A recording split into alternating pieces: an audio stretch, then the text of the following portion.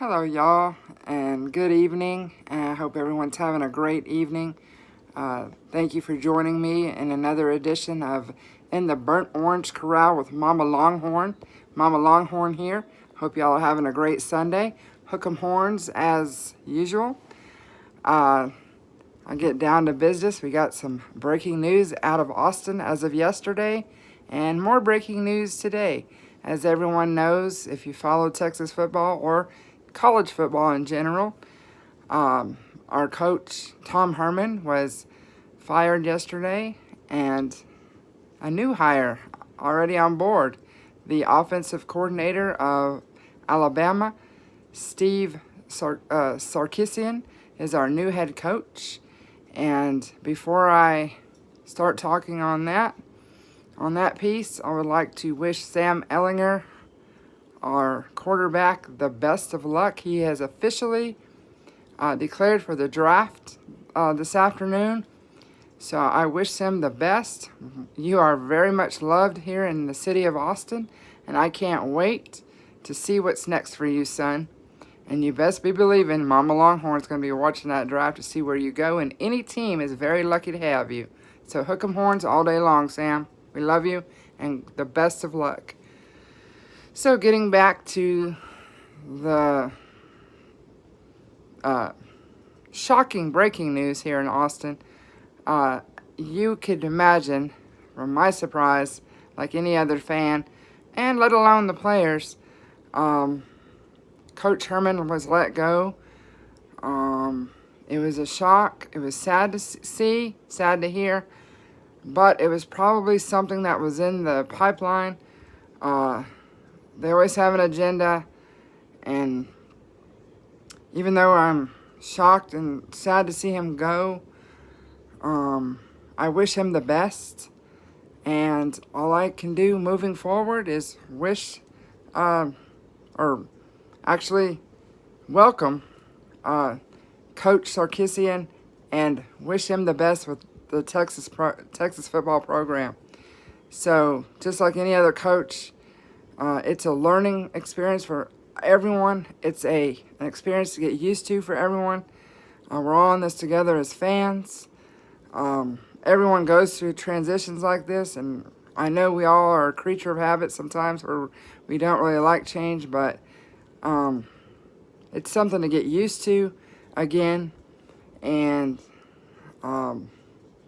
it's just a way of life, and something that I'm feeling better about, and it goes beyond just because he's from Alabama. Alabama, in my opinion, in my personal views, Alabama is all, is a team all by its own. It's great. We have great talent. The number one team. They're getting ready to play for a national championship. So, love them or hate them, obviously they have a lot of talent. I'm not going to take that away from them. But welcoming this coach just because he's from Alabama, it goes beyond for me, because we're not Alabama, we're the University of Texas, and we are, even though we are not where we want to be right now, we are, in my opinion, we still are that elite team, and we can be up there again in the top. And I know there's always high expectations, and that's the ultimate goal, is to win championships and get a little, higher in the rankings, turn out high, win a championship, obviously, Big 12 championship, national championship, turn out great players, recruiting, it all factors in, talented players, and, we got 4 or 5 stars, and then develop them into great NFL players. So,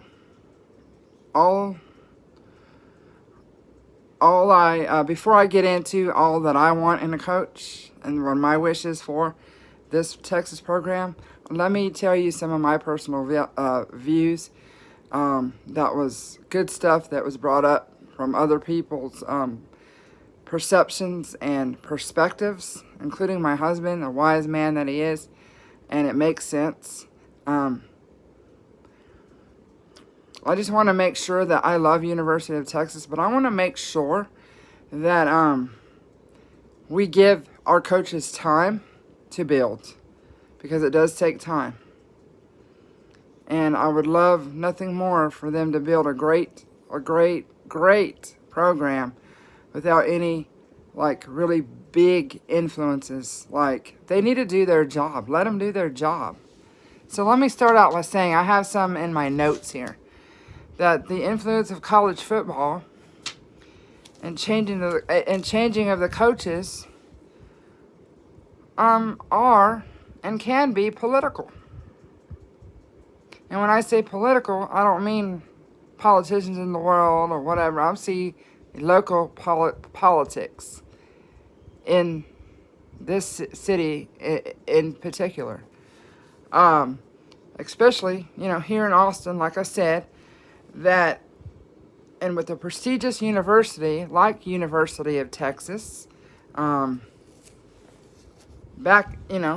that it all goes with that. Because back in the day, when Bergstrom was still here, everything was flourishing, blooming. Austin was blooming and booming and flourishing. When we had the venues, like Hoppin' 6th Street, people would come in there with their people would stay in their fancy condos, playing on the golf courses. Everyone had things to do. We had events going on, different events that we don't really have anymore. And I'm not talking COVID right now. I'm just talking about certain things, that have actually dried up and stopped. And of course, the one thing that always remained the same is the UT games. We always had the big University of Texas Longhorns. And perhaps that's the reason why Austin will probably never, ever will get an NFL team. And that's okay. That's okay with me, because we back the University of Texas so much, we don't need it.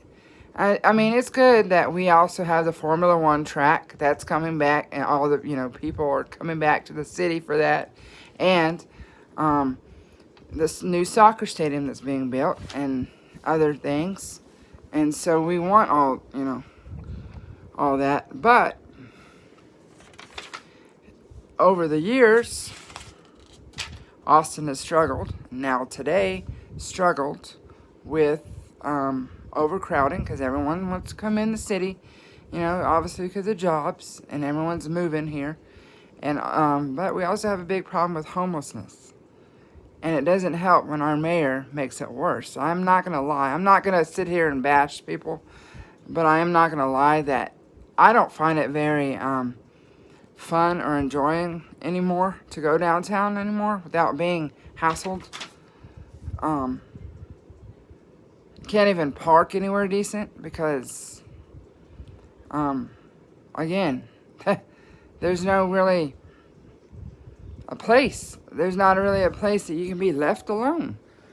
Whoops, sorry about that.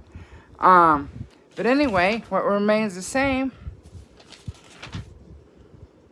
the only thing good that really remains the same that's left in the city that you can always count on is the University of Texas and the Texas Longhorns. So, the program is heavily, and I mean heavily, influenced with fat cat politicians and donors. Donors that want to back the University of Texas, and I understand that people want to give money, but do it out of the goodness. Don't do it for... I ask these people are the same people that have these high expectations, that have no clue on how to run a program of the magnitude of University of Texas. I wish I did, but I don't. But I see it happening, and then unfortunately it influences the bigwigs at University of Texas.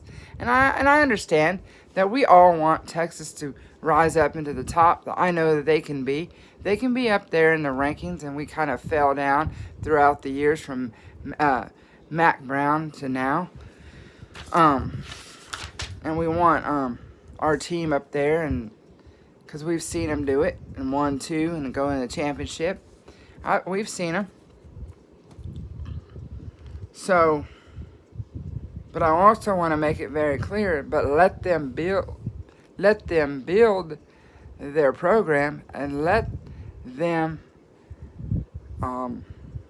establish their job here. It takes more than 3 and 4 years to do it. I'll tell you that right now. So my wish for this coach, before I get into that, let me finish this one important aspect here. Nobody asked for the donors to do this and have high expectations. I understand they already have high expectations as it is, but if these people really want to do anything, just support your team. And, you know, we all want to watch and see the Longhorns grow and get where they need to be. We want, you know, it's not about outdoing the others and who could be a better fan than anyone else. Because if I had money and stuff, sure, I would donate, but I would donate for the right reasons. I also want to make it very clear that the University of Texas has money. They fund themselves. They're a self-fundable thing. Anyway, college programs usually have government-funded money. They don't need little donors and little businessmen, little politicians to be in control of Texas football in this case, and all the other people to get wrapped up in it. Because we need the support. The coaches need the support of the university and everyone that's behind it, and also the players. They need the support. So I ask that we be the fans that we are, and although we can have expectations, but let's just enjoy watching our Longhorns grow and develop into the young, talented men that they are. So my wish for this coach is to have a bond with these guys. They're very special guys. Take care of my guys. Develop them, of course. I want to be reassured they're in good hands and develop them into the young, talented men that I know that they are. And just be a great coach. And good luck. And I welcome you. I welcome you, Coach Sarkisian. Or Sarkisian. Sorry, I will get your name right.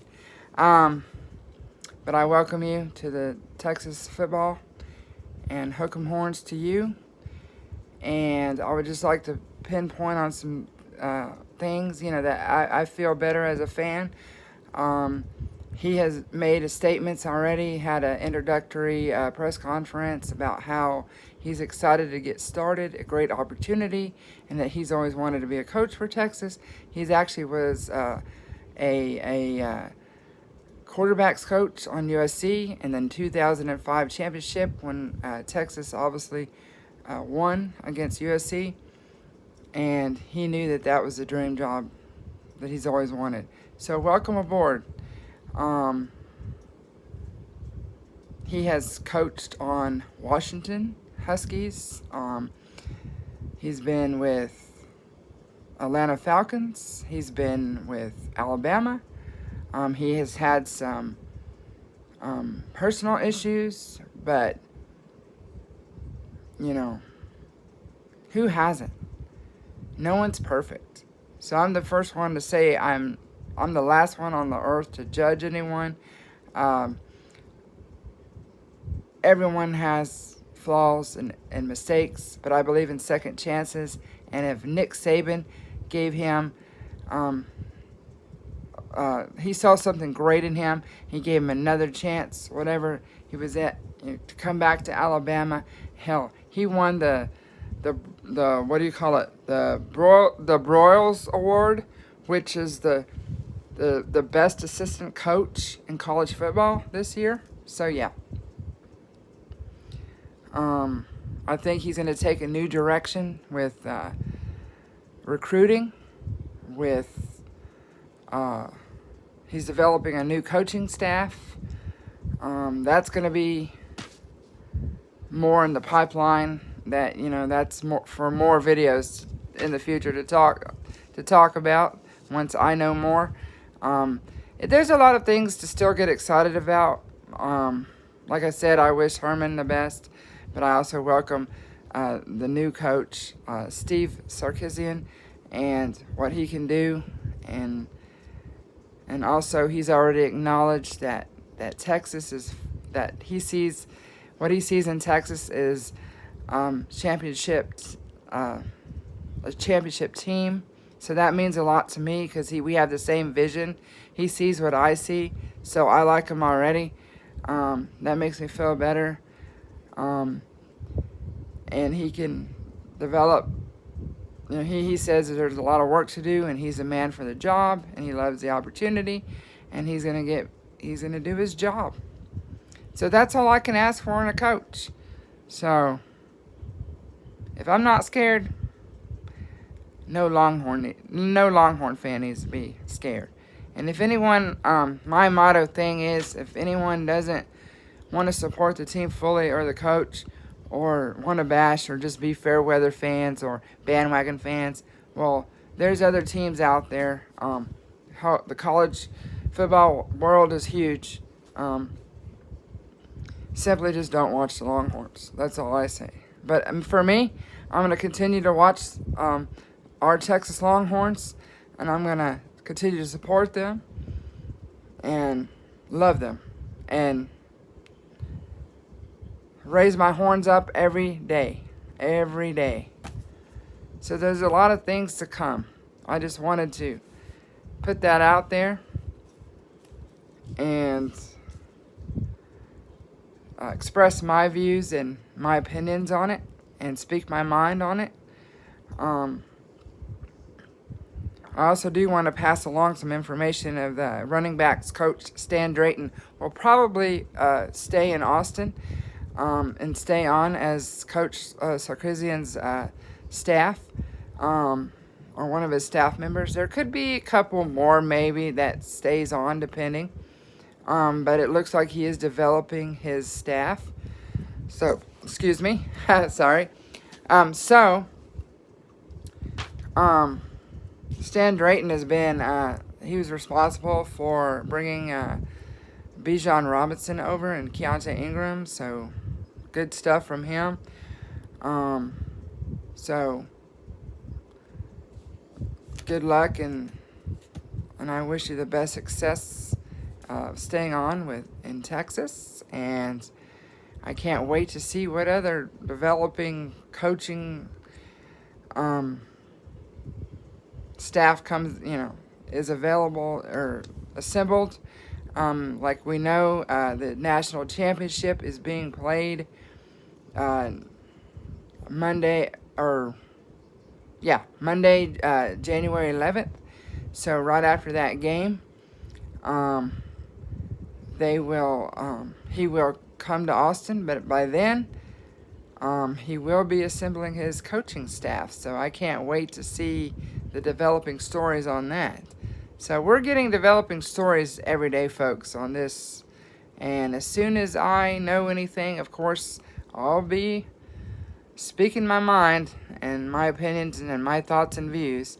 As it's stated, as my show is based on thoughts and views. And but I want to thank y'all for joining me this evening and supporting me, and as I continue to share my thoughts and views and my hobbies and passion of Texas Longhorn football, and actually I should say Texas Longhorn sports, period, because I do want to say a great shout out and a congratulations to our men's Texas Longhorns basketball, as they were ranked number 8.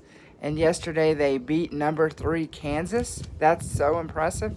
Congratulations to those young men and our Texas men's basketball coach, Shaka Smart.